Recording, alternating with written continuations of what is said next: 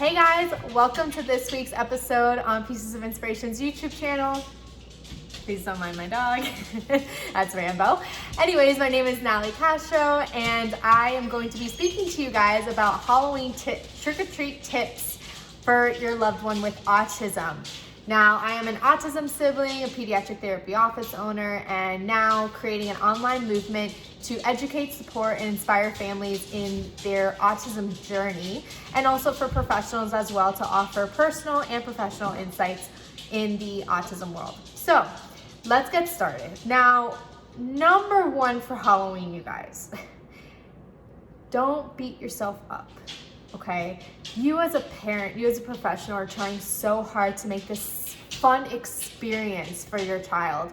There are going to be things that maybe they have a difficult time with. For example, some things that Angie, who is my sister, had a difficult time with growing up was one, she couldn't stand going to more than 5 houses at a time.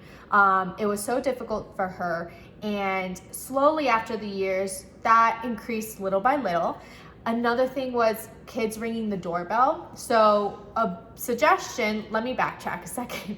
A suggestion for the houses. I would create a map. Nothing too complicated, but I would create boxes in that map and check mark after each house you go through. So let's say you want to go to 5 houses. Let's say you want to go to 10 houses.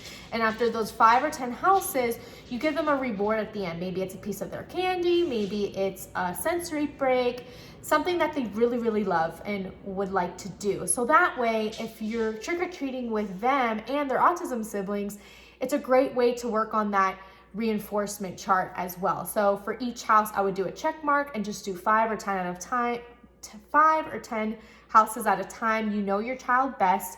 And if you are questionable about that, you can ask their therapist. Another thing I highly recommend is costumes. So I'm a t-shirt kind of girl. I love Halloween t-shirts. That's just my thing.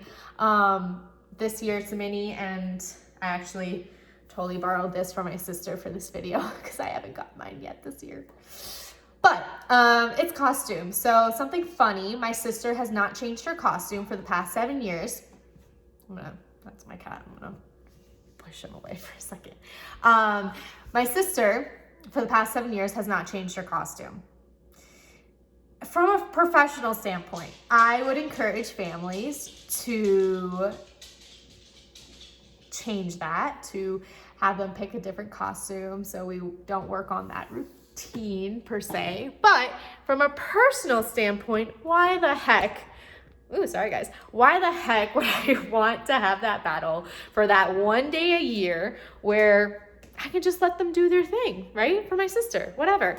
But if your child has a difficult time in general putting on costumes, something that I highly recommend is taking the costume to their therapy session and having the therapist integrate, putting on their costumes over their clothes and integrate that activity into a therapy session. So that's number 2. Number 3, I used to hate the trick-or-treaters that rang the doorbell consistently. It drove my sister nuts. She would be in such a flustered state. She would be overwhelmed, sensory-wise, her auditorily, just, she didn't deal well with that. So a recommendation for that, sit outside and hand out trick-or-treaters candies outside, or put a bucket with the candy inside the bucket, put it next to the door, just let kids grab it. Or something else you can do, and I have created for you guys, the link below is a digital file of a sign that you can put on your door. It says knock knock, who's there? And it encourages trick-or-treaters to knock on your door instead of ringing the doorbell. I used to hate that. But another suggestion, you guys, parents, I love you all, but one of the things that annoyed the heck out of me and therapists working with clients was around Halloween time, and to get the kids to go to therapy, parents used to give them candy as a reinforcement.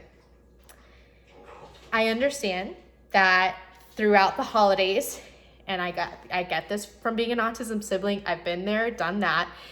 But if you can find another reinforcement to give, because the hyperactivity that your child has during therapy time is almost pointless to even take them to therapy itself. So let the therapist, you deal with the candy. So maybe, after the therapy session, let them have a piece of candy.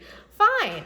But don't give them candy before a therapy session, you guys. I mean, that was so frustrating as a therapy office owner. All the kids were going bonkers in the office because their treat was to get a piece or pieces of candy before their therapy session. So I highly advise, please wait till after they're done with their academic time, their leisure time, their therapy time at the end of the day to receive their candy.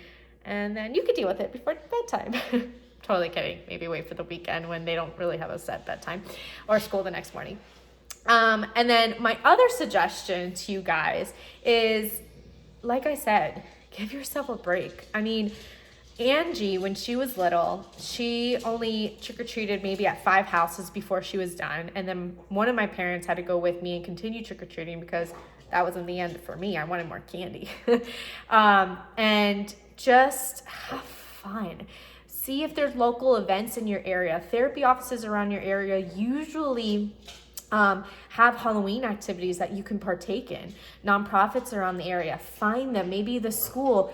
Practice trick-or-treating. Even if you have doors on your house and there's multiple family members you have your child practice knocking on the door and either providing a communication card that says trick-or-treat, which speech therapists have very creatively created. Sounds weird. Anyways, for children who are nonverbal to be able to still exchange communication, right? So you can also do that and go on Pinterest. There's amazing speech therapists, even occupational therapists, ABA therapists that have created trick-or-treat cards for children who are nonverbal. And practice within your own home. Practice within maybe your parents' home, their cousins' homes, being able to knock on the door, exchange that communication of trick or treat, maybe with their costume. So practice is so essential too. And I highly advise doing it about a week before. So if you're watching this video, start now. But those are my tips for you guys for Halloween. I hope you guys have an amazing time. Remember, each year gets better. Each year is progress. Even if it's a small stepping stone forward, it's a stepping stone, and know that you're doing the best you can and you're just trying to give your child a fun Halloween experience. So if you love my YouTube videos, please subscribe. Comment below any questions you have. Don't forget to grab your digital file that I made exclusively for you guys, and I can't wait to see you on here next week. Bye guys.